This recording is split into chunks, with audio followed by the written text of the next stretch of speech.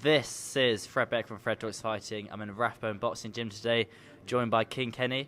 I did manage to catch you yesterday at the press conference, so I got coming down here today. How you feeling? Yeah, I feel great. Obviously, we're back in the gym, working on where we went wrong in the last fight. The Kingpyn event was really good, something different in the whole industry. Production was great, and it's a fresh idea as well. It hasn't been done before, so the reception on Twitter went down well. So it's a good thing coming. Good thing. It certainly keeps things fresh, keeps things exciting. We'll talk about Kingpyn in a second. We'll just touch on the last fight, not for too long. Where do you think it went wrong with Ashley? I just wasn't throwing enough, man. And like I said, I was asking my corner, am I winning the rounds? I was being told I was. But watching the fight back, I just wasn't throwing enough, man. Just wasn't throwing enough. Volume. That's what we need. We're making the right adjustments. And then, we know what to do moving forward. It's good you've kind of made out clearly what went wrong, and you go back to the kind of the script or the whiteboard and you say this, and now you know what to improve on. It's good you know rather than you saying, I'm not really sure what went wrong that night, which can be dangerous. Exactly, and a lot of people are saying, like a lot of my friends and who else said it? Friends and like family members are like this. Maybe it's a blessing in disguise you getting this loss now before the tournament, because then you can go back and not get complacent fighting like that. Do you know what I mean? Go back in the gym and just work on letting your hands go. Because essentially, yes, it's good to look technical, but this is influencer boxing. They want to see a good scrap. And essentially do what you have to do to win a boxing fight rather than being too technical all the time. So, like I said, we know what we're going to work on. We know how we're going to move, how we're going to fight moving forward. I'm confident in my ability, so... It's exciting. Was there any point where you were like, I'm not sure about this tournament after the loss? Nah, because bro, I'm confident in my ability. That wasn't a good night for me, man.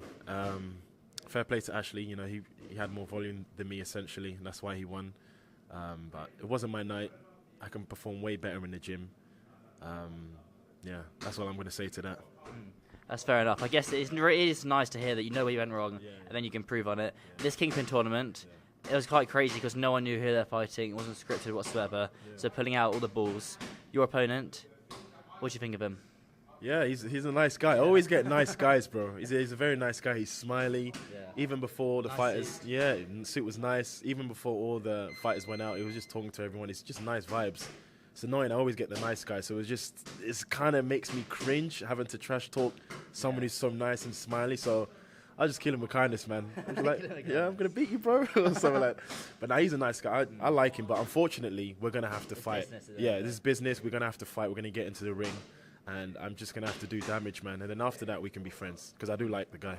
After that, you can have a drink and then talk about the fight. After that, we can chill. But before that, obviously, once we're in the ring, once the bell goes, it's either me or him, and it's not gonna be me, bro. So. I'm correct in saying it's 5 3-minute rounds. That's a lot. 5-3. Yeah, that is a lot, but. That's more rounds for me.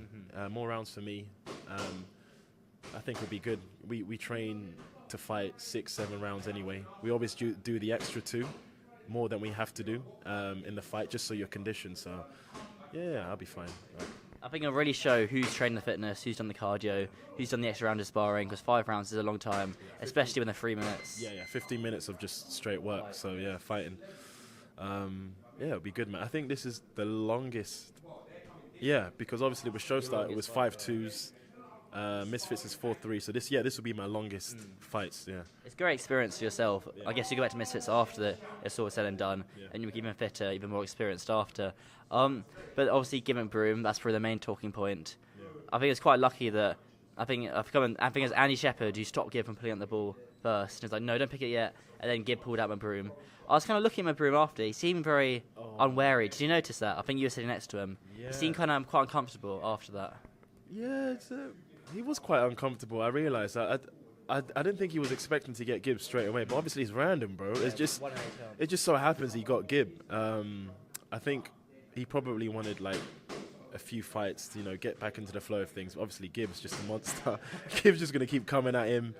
But you know what? Austin is a good boxer as well. He just needed to have better conditioning. Obviously, he says he was sick. He had COVID and stuff. And, bro, I know that when you got COVID, it does affect your fitness. So I understand that. So if he's coming in better, more conditioned, I think it'll be a very interesting fight to see what happens. But, what a way to start the tournament, right? Austin versus Gib. A lot of people are going to be tuning in for that. Is Gib the favourite to win, would you say, out of public perception? Yeah, definitely. He's definitely the favourite to win. His last fight was against Austin. He knocked down like 5 times. Before that, he fought Taylor Holder. They've both been amazing performances. So obviously, yeah, naturally, from what the viewers have seen from all the fighters, he would be the favourite to win. And I suppose you think Gib gives you the toughest fight on the card out of everyone, or is it someone else out there? Yeah, I'd say he gives me the toughest fight for sure. Gib, yeah. Okay, and it's also interesting, even if the losers in this competition, they'll still fight the other losers. Yeah. So everyone's still getting 3 fights in against lots of different people, lots of different matchups. And the good thing about influence boxing, no one's really undefeated. Yeah. I think Slim and JJ, apart from that, everyone's got a loss or a draw. Yeah. So it is kind of good to see that they're not trying to keep their records clean. But I'll let you go. What are you saying? Oh, no. Oh, okay. I was just going to say, because you were talking about the winning and losses, I was just like, yeah, because it's like, even, bro, this is what the new viewers, new YouTube viewers that are coming to boxing need to understand. Like, professional boxers, they've all lost, bro. Mm-hmm. That's what amateur boxing is all about. You go there, get your experience. Obviously, you win a lot of the times, but you may come across a lot, you're like, now I know what to do moving forward. The only difference is it's not under millions of people watching you. So they can take their losses in private, build, get better, and then they're going into professional boxing like with the skills, with the skills that they've already got from amateur boxing. They're starting off with easy opponents and then gradually building their confidence up. And then obviously they go undefeated, and then it's just different. Whereas we're just putting it all on the line every fight.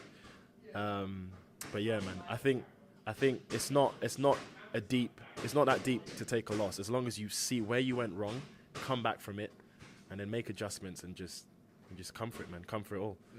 KSI put a tweet out today saying he wants to win at the Kingpyn tournament. Yeah. How do you think, if you win the Kingpyn tournament, how do your style, I guess keeping it long, kind of technical boxer, match up against JJ's new style?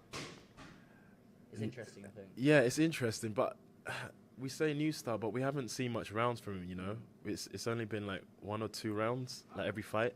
So Pineda was like 1 or 2 rounds? I think it was 2 or 3. 2, Swarms was 2 or 1? No, I think it's 2, yeah.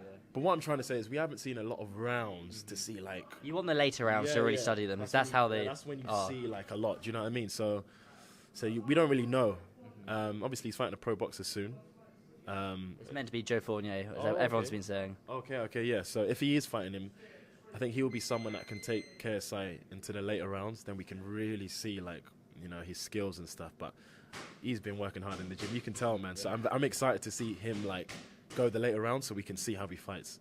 I know Joe Fournier as well. If Joe Fournier gets caught, he'll know how to tie him up and clinch and kind of work the body. Yeah. While if it's a normal kind of novice boxer, then they won't know how to do that. Yeah. They'll kind of get hit and then kind of stutter. But Joe Fournier will know how to tie him up, kind of take the shots, kind of learn how to roll it. But what else you got on the rest of the few weeks before the fight? Just dead in camp training? Yeah, just in camp training. We've got 6 weeks now. I mean, I'm basically fit. I had a week off just to like relax my joints. Yeah, Dubai was really nice. Who did you go with? My friends, Michael and Johnny. Just relax, chilled, have a week off, because you don't want to overtrain, you don't want to burn out. Have a week off. I'm still fit because it was only a week. Now it's 6 weeks of just straight work, back into it, sparring. Be good, man. And we know what to do. That's the main thing. We know what to do, how to, to win a fight. So, very good. Kenny, thank you. Awesome. Sick.